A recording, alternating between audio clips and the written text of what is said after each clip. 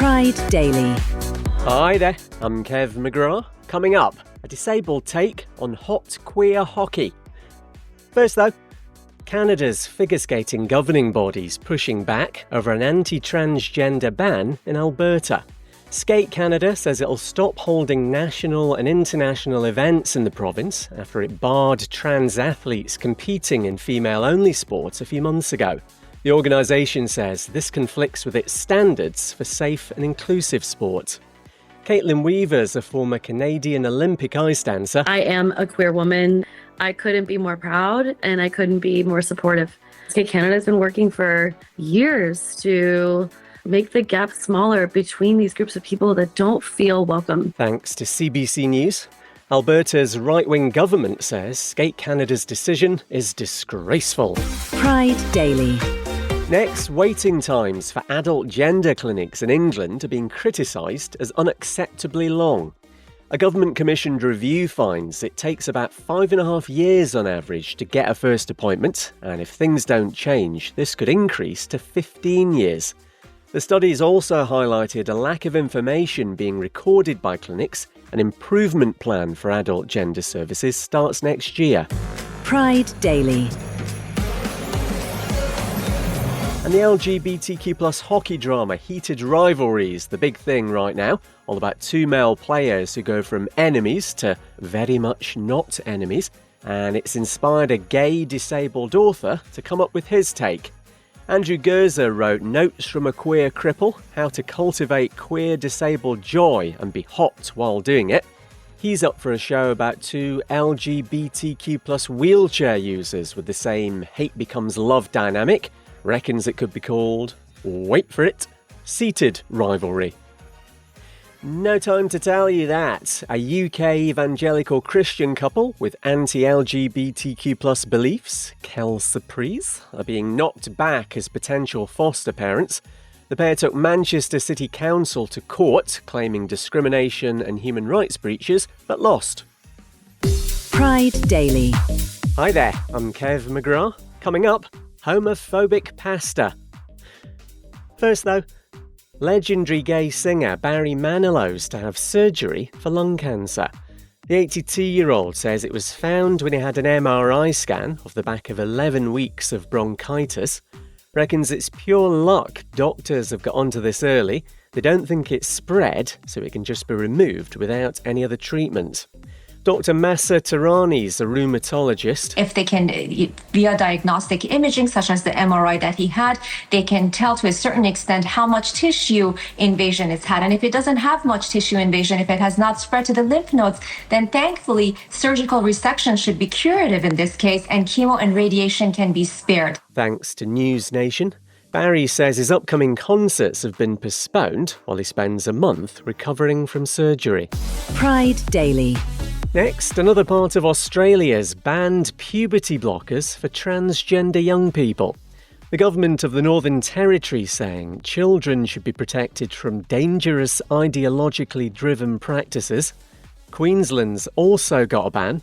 Trans advocates say it's cruel to take away essential healthcare in this way. Pride Daily. And shame on you, Aldi, for your homophobic pasta.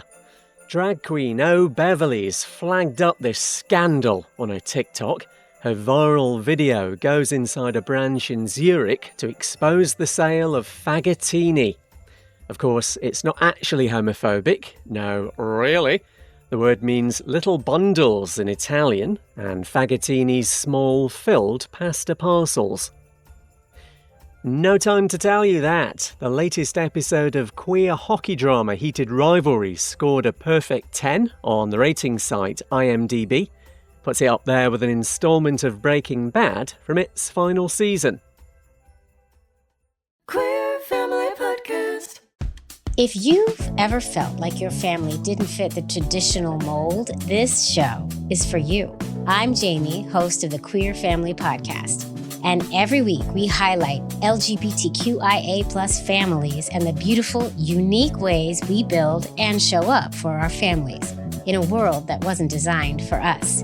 We celebrate, highlight, uplift, and normalize queer families because our stories deserve center stage. New episodes every Monday. Listen wherever you get your pods. Love is love on the Queer Family Podcast. Love is love. Pride Daily. Hi there, I'm Kev McGrath on Christmas Eve. Coming up, a wicked LGBTQ+ star bags another award. First though, free rides for queer people on trains in the Philippines. The Transport Department there has been doing a 12 days of Christmas offer, and each day a different group gets to travel for nothing. Among them students, army veterans, healthcare workers and the LGBTQ+, with assurances no one would actually have to prove their queerness to qualify. Ales de los Santos is from One News, and I'm sure nothing's got lost in translation here. What they don't want is to have judgment or prejudice against our brothers and sisters. And to be fair, not all members of the LGBTQ community are either cross-dressing or very feminine. There are also masculine ones that you don't really notice. There are. You're listening to one. I'm very mask. Rawr. Pride Daily. Next, two burglars who used Grindr to arrange fake hookups and trick their way into victims' homes in London have been jailed for a total of 8.5 years. 23-year-old Rahmat Khan Mohammadi and Mohammed Bilal Hotak, who's 27, would steal mobile phones from properties before legging it, having got the devices unlocked first. They used debit and credit cards on them and transferred cash from bank accounts, taking £68,000 over 6 months from last October to March this year. Pride Daily. And queer performer and star of Wicked, Cynthia Erivo's getting yet another Top Film Award. It's the Innovation Prize from the London Critics Circle, which she receives in February for her work across stage and screen, including a Broadway debut in The Colour Purple. The 38-year-old's already an Emmy, Grammy and Tony Award winner. This latest accolade's previously gone to Coleman Domingo and Zoe Saldana. No time to tell you that. One of the world's biggest transgender beauty pageants is on the move. Miss International Queen USA is relocating from Las Vegas to Atlantic City. It takes place at the back end of March. Pride Daily. Happy Christmas. I'm Kev McGrath. Got another helping of queer cheer for you over the holidays, the more upbeat stories of 2025. Coming up, a lesbian space princess. First though, a homophobic TikToker's crying his little heart out over AI videos portraying him as gay.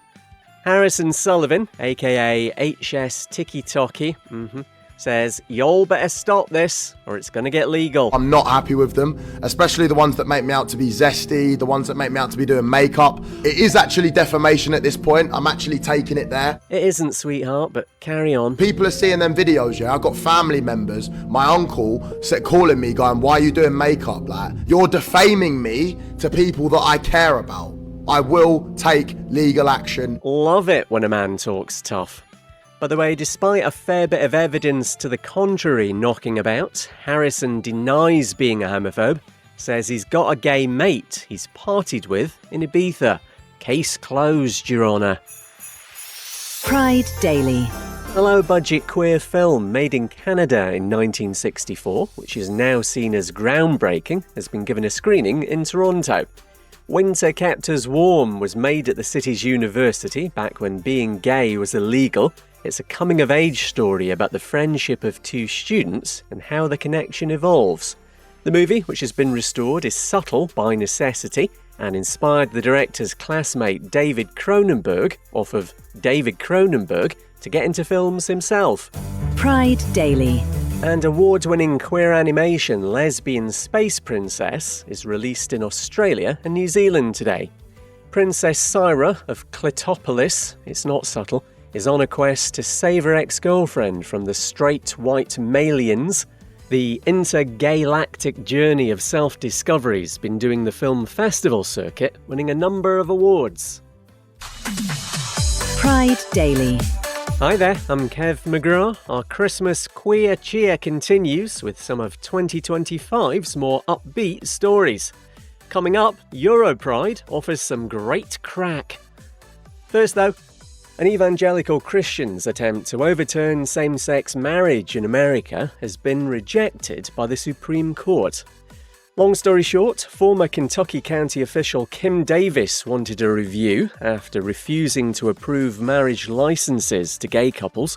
The committed bigot, who's been married 4 times to 3 husbands, claimed this would violate her religious beliefs. Unlike multiple divorces, though, they're fine. Whoopi Goldberg shared the news live on US debate show The View. The Supreme Court just turned down the request to consider overturning same-sex marriage. They said no. We're not doing that. We're not going there. So thank you, Supreme Court. Thanks to ABC, Davis is now on the rack for hundreds of thousands of dollars in legal bills. Pride Daily. The number of people in Singapore who think gay sex and marriage are wrong has dropped by about a quarter over the last 10 years. Research by the Institute of Policy Studies finds it means overall people are about 50-50 now, for and against. Disapproval of queer couples having a family through adoption or surrogacy also falling to less than half those questioned. Pride Daily. And Europride 2028 is going to be in Limerick and Clare in the west of Ireland, where they love the crack. First time there for the annual festival, which moves around Europe each year, having started in London back in 1992. They've beaten off competition from Manchester in the UK. Leave us a review, please, and be festive, if you like. That's your lot. Our Christmas queer cheer continues next week.